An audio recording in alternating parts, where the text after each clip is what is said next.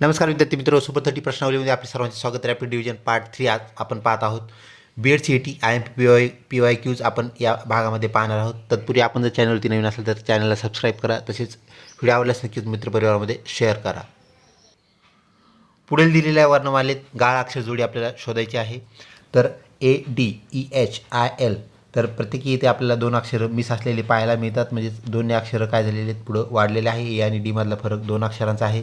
EH दोन अक्षरांचा फरक, IL दोन अक्षरांचा फरक. तर येणारं जे उत्तर आहे आपलं MP हे आपल्याला आलेलं पाहायला मिळतं. इथं स्मॉल जे अक्षर आहेत विद्यार्थी मित्र ते गाळलेले अक्षर आहेत. याप्रमाणे ऑप्शन 4 आपलं करेक्ट उत्तर होय. पुढचा प्रश्न, वेगळा शब्द ओळखा. गवार, चवळी, बरबट, सुरण. तर ऑप्शन यामध्ये आपलं जे आहे सुरण ही भाजी असलेली आपल्याला पाहायला भेटते. बाकी सर्व शेंगा आहेत, शेंगवर्गीय फळं होय. त्यानंतर पुढचा प्रश्न, जर गवत म्हणजे झाड असेल, झाड म्हणजे वेल असेल, वेल म्हणजे झुडूप असेल, झुडूप म्हणजे रोपटे असेल, तर काटे कशाचे येईल? सर्वप्रथम आपल्याला काटे कोणत्या घटकाला असतात हे माहीत असणं गरजेचं आहे. झुडपाला काटे येत असतात. तर झुडपाला इथं काय म्हटलं आहे ते आपलं करेक्ट उत्तर होय. झुडपाला इथं रोपटं म्हटलं आहे, म्हणजेच काटे कशाला येतील तर ते येतील रोपट्याला. ऑप्शन 4 आपलं करेक्ट उत्तर होय. व्हिडिओ आवडत असल्यास नक्कीच लाईक करा, मित्रपरिवारामध्ये शेअर करण्यास काहीच हरकत नाही. पुढचा प्रश्न, सोरामा व रमेश यांना 3 मुली आहेत. त्यापैकी प्रत्येकीला एक भाव आहे, तर त्या दाम्पत्याच्या घरात एकूण सदस्य संख्या किती? रामा व रमेश ह्या दोघांची संख्या 2. त्यानंतर त्यांना 3 मुली आहेत. प्रत्येक मुलीला एक एक भाऊ आहे, म्हणजे 3 भाऊ आहेत. तर 2 अधिक 3 अधिक 3 अशा प्रकारे ते होईल. ते म्हणजेच 8 झालेलं आपल्याला पाहायला मिळेल. ऑप्शन 4 जो आहे 8 आपलं करेक्ट उत्तर होय. पुढचा प्रश्न, विसंगत संख्या ओळखायची. संख्या मला दिलेली आहे यामध्ये, सॉरी फॉर इनकन्व्हिनियन्स, 121, 169, त्यानंतर 225, 512 आणि 289. तर विद्यार्थी मित्र 121 जे आहे 11चा वर्ग असलेला आपल्याला पाहायला मिळतो. 169 13चा, 225 15चा, त्यानंतर 512 ही जी संख्या आहे आपली वेगळी संख्या आहे. त्यानंतर आपल्याला जो वर्ग पाहायला मिळतो तो 17चा, म्हणजेच 289. तर अशा प्रकारे ह्या सर्व वर्गसंख्या आहेत. उर्वरित 4 वर्गसंख्या फक्त एकच संख्या इथं जी आलेली आपल्याला पाहायला मिळते ती म्हणजे 512, आणि ती वर्गसंख्या नसून ती आहे घनसंख्या. म्हणजेच आपल्याला अशा प्रकारे संख्या माल्याला दिलेली असते, त्यापैकी एक घटक वेगळा असतो. तो घटक आपण निवडलेला आहे, तो म्हणजेच 512, जो की 8चा घन आहे. ऑप्शन 4 करेक्ट उत्तर. पुढचा प्रश्न, दिलेली मालिका पूर्ण करायची. बी जर 2 असेल तर अनुअंक असलेला आपल्याला पाहायला मिळतो. डी म्हणजे 4, एफ म्हणजे 6, एच म्हणजे 8. तर अजून एक गोष्ट ह्याच्यामध्ये व्हायली, ते म्हणजेच काय व्हायले तर 2ने प्लस व्हायला लागले. तर एच नंतर आपल्याला 2 अक्षरे पुढे जावे लागेल, ते म्हणजेच आपल्याला J10 असं झालेलं पाहायला मिळेल. जे आणि त्याचा अंक जो आहे तो म्हणजेच 10. तर ऑप्शन 2 आपलं करेक्ट उत्तर होय. पुढचा प्रश्न, जर एका सांकेतिक भाषेमध्ये DOG ज्याला आपण डॉग असं म्हणतो, तो शब्द जर आपण 4, 15, 7, तर यावरून आपल्या लक्षात आलं असेल 4 म्हणजे काय आहे, डीचा अनुअंक आहे. त्यानंतर 15 म्हणजे ओचा अनुअंक आहे, आणि 7 म्हणजे जीचा अनुअंक आहे. तर यावरून आपण पुढचा जो शब्द दिलेला आहे तो म्हणजे CAT, ज्याला आपण कॅट असं म्हणतो, तर तो आपल्याला कसा लिहिता येईल. तर कॅटमध्ये आपल्याला माहिती आहे C अक्षर जे आहे ते 3 नंबरला आहे.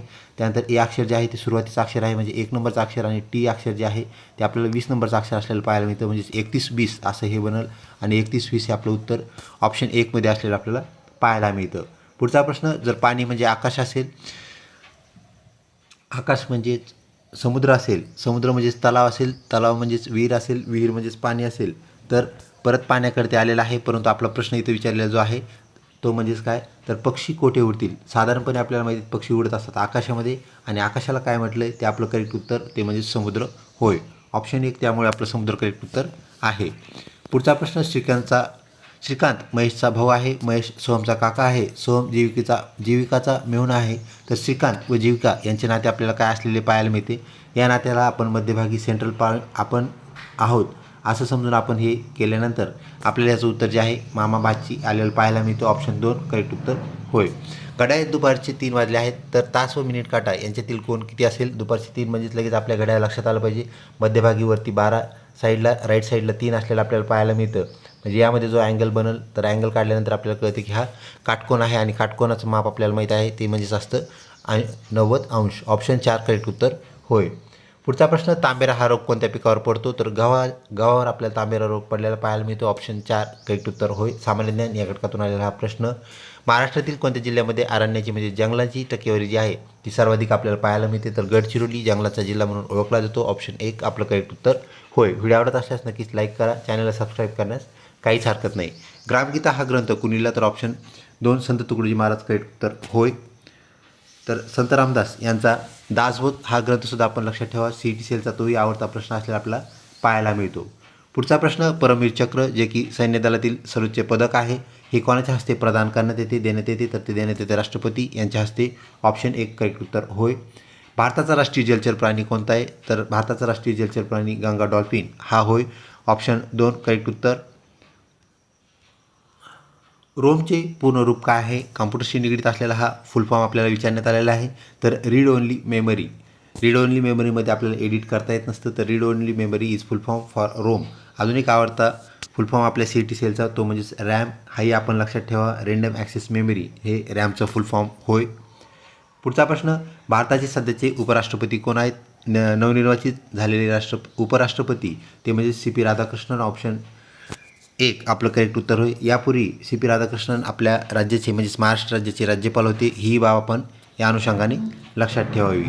त्यानंतर पुढचा प्रश्न लिंबूवर्गीय फळामध्ये कोणते जीवनसत्व असते तर लिंबूवर्गीय फळं असतात आंबट फळं म्हणजे सिट्रिक ॲसिड म्हणजेच काय तर सर्व लिंबूवर्गीय फळातील मुख्य घटक तर तो असतो आपला जीवनसत्व क. ऑप्शन 3 जीवनसत्व क करेक्ट उत्तर होय. पोलिओ मायलिटिस ज्याला आपण म्हणत असतो म्हणजेच पोलिओ हा रोग तर पोलिओ मायलिटिसची लस कोणी शोधली तर साल्क आणि साबिन या शास्त्रज्ञांनी पोलिओ मायलिटिस म्हणजेच पोलिओची लस शोधली. ऑप्शन 1 करेक्ट उत्तर होय. तर एडवर्ड जेनर जे आहेत त्यांना आपण लसीकरणाचे जनक असं म्हणतो तर त्यांनी देवी ह्या रोगाची लस शोधलेली आहे. 40 वर्षापासून आपण ज्या पाठीमागून ज्या देवीचे डोस देतो किंवा लस आपण देत असतो आपल्या हाताला जो मार्क असतो तो देवी रोगाच्या लसीचा मार्क आहे ही लक्षात ठेवा. तर ही जी लस आहे ती एडवर्ड जेनर यांनी शोधलेली आहे. ऑप्शन 1 इथे आपलं साल्क आणि साबिन करेक्ट उत्तर होय. पुढचा प्रश्न महाराष्ट्राचे नवनिर्वाचित राज्यपाल कोण आहेत तर CP राधाकृष्णन आणि आचार्य देवव्रत यांच्यानंतर आपले राज्यपाल कोण झाले असा हा प्रश्न तर ऑप्शन 4 श्री जिष्णुदेव वर्मा हे महाराष्ट्राचे नवनिर्वाचित म्हणजे सध्याचे करंट राज्यपाल असलेले आपल्याला पाहायला मिळतात. ऑप्शन 4 आपलं करेक्ट उत्तर होय. पुढचा प्रश्न विद्यार्थ्यांनी विचारलेल्या प्रश्नाचे उत्तर तुम्हाला जर येत नसेल तर आपली भूमिका काय असावी. ऑप्शन C म्हणजेच आपण त्याला आपला अभ्यास करून किंवा आपण वाचन करून मी उद्या माहिती सांगतो असे आपण प्रांजळपणे सांगितले तर विद्यार्थ्यांमधील आपल्याबद्दलचा जो आदर आहे तसेच आपला विश्वास जो आहे तो विद्यार्थ्यामध्ये त्यांच्यामध्ये तो विश्वास वाढलेला पाहायला मिळेल. ऑप्शन 2 ऑप्शन C आहे ते नॉट द 2 तर ऑप्शन C आपलं करेक्ट उत्तर होय. त्यानंतर पुढचा प्रश्न शिक्षकाच्या जो विद्यार्थीप्रती दृष्टिकोन आहे तो कसा असायला पाहिजे तर सहानुभूतीपूर्ण आणि मैत्रीपूर्ण आपण शिक्षकाने विद्यार्थ्यासोबत वागलं पाहिजे. ऑप्शन 2 आपलं करेक्ट उत्तर होय.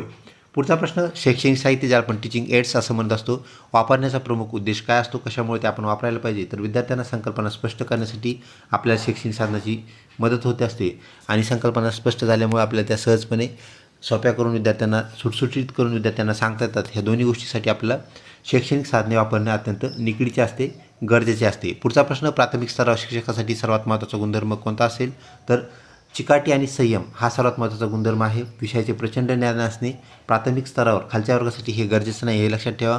तर खालच्या वर्गातील विद्यार्थी नेहमी आपल्याला टीचिंग म्हणतो आपण त्याला तर आपल्याला ते डिवसतात किंवा चिडवण्याचं ते काम करतात किंवा आपल्याला राग येण्याचा तिथं प्रसंग तयार होऊ शकतो. तर राग येण्याचा प्रसंग तयार होण्याच्या वेळी 100% शिक्षकामध्ये असणं गरजेचं आहे संयम आणि त्या सिच्युएशनला हँडल करण्यासाठी चिकाटी. त्यामुळे आपलं उत्तर ए जे आहे ते उत्तर नाही आहे. ऑप्शन B आपलं करेक्ट उत्तर कारण इथं स्तर जो आहे तो प्राथमिक आहे. पुढचा प्रश्न विद्यार्थ्यांमध्ये नैतिक मूल्य रुजवण्यासाठी शिक्षकाने काय केलं पाहिजे तर आपल्याला सर्वप्रथम स्वतःमध्ये त्या बाबी वापरल्या पाहिजेत म्हणजे शिक्षकाच्या वागण्यातून त्या बाबी दिसल्या पाहिजे. स्वतः आदर्श घालून जर दिला तर विद्यार्थी त्याला अनुकरण करतील त्याला फॉलो करतील. ऑप्शन B करेक्ट उत्तर होय. पुढचा प्रश्न एखाद्या विद्यार्थ्याला गृहपाठ करणे कठीण जर जात असेल तर आपली शिक्षक म्हणून काय भूमिका असायला पाहिजे तर सर्वप्रथम त्याला गृहपाठ करताना अडचणी काय येतात त्याला वाचता येत नाही लिहिता येत नाही किंवा समजत नाही ह्या बाबी आपण पाहाव्यात म्हणजे त्याच्या अडचणी समजून घेऊन त्यानुसार त्याला काउन्सिलिंग करावं मार्गदर्शन करावं निश्चितपणे त्याचा गृहपाठ सुधारलेला आपल्याला पाहायला मिळेल. पुढचा प्रश्न सर्वसामायिक शिक्षण ज्याला आपण इन्क्लुझिव्ह एज्युकेशन असं म्हणत असतो तर याचा कशावर भर असतो तर ऑप्शन C जे आहे आपलं करेक्ट उत्तर सर्व प्रकारच्या मुलांना एकाच छताखाली शिकवणे म्हणजे डिसेबल मुलं असतील स्पेशल एज्युकेशन लागणारे मुलं असतील परंतु ते एकाच वर्गात जर शिकत असतील तर सर्वांना आपल्याला अशा प्रकारे शिकावं लागेल की सगळ्यांना शिकता येईल म्हणजे सर्वसमावेशक शिक्षण होय. तर ऑप्शन C करेक्ट उत्तर आहे. पुढचा प्रश्न अध्यापन ज्याला आपण टीचिंग असं म्हणतो, टीचिंग परिणामकारक होण्यासाठी शिक्षकाचा इंटिमेशन काय असावे, त्याने काय करावं, तर विद्यार्थ्यांना प्रश्न विचारण्यास प्रवृत्त करावे. म्हणजे त्यांना विद्यार्थ्यांना असं बनवायचं आहे की ते विद्यार्थी स्वतःच्या ज्या समस्या निर्माण झालेल्या आहेत, त्यांना ज्या शंका येत आहेत ते विचारण्यास ते प्रवृत्त व्हावेत. हे जर झालं तर अध्यापन नक्कीच परिणामकारक झाल्याशिवाय राहणार नाही. ऑप्शन बी करेक्ट उत्तर. सेकंड लास्ट प्रश्न, परीक्षेमध्ये विद्यार्थी कॉपी करत असतील तर शिक्षकाची भूमिका काय असावी. सर्वप्रथम आपल्याला त्याला कॉपी करण्याचे तोटे सांगावेत. त्यानंतर त्याला कॉपी करू नये म्हणून आपण दमसुद्धा देणं गरजेचं आहे, जेणेकरून तो त्यापासून परावृत्त होईल म्हणजेच तो परत कॉपी करणार नाही. ऑप्शन सी करेक्ट उत्तर होय. आजच्या प्रश्नावलीमधला शेवटचा प्रश्न, शिक्षकांनी स्वतःचे सामान्य ज्ञान वाढवण्यासाठी काय करायला पाहिजे. तर नेहमी चालू असणाऱ्या ज्या घडामोडीत आपण त्याला चालू घडामोडी असं म्हणत असतो, आणि सामान्य ज्ञान, सामाजिक ज्ञानसुद्धा आपण त्याला म्हणूया. समाजात काय चाललं आहे याच्याशी शिक्षक जो निगडीत असतो, तर तो म्हणजेच सतत वाचन आणि अभ्यास ह्या गोष्टी जर केल्या तर तो सर्व बाबीचं ज्ञान ठेवू शकेल. ऑप्शन बी आपलं करेक्ट उत्तर होय. विद्यार्थी मित्र, ही प्रश्नावली इथे संपते. लवकरच भेटूया पुढच्या भागामध्ये. तोपर्यंत धन्यवाद.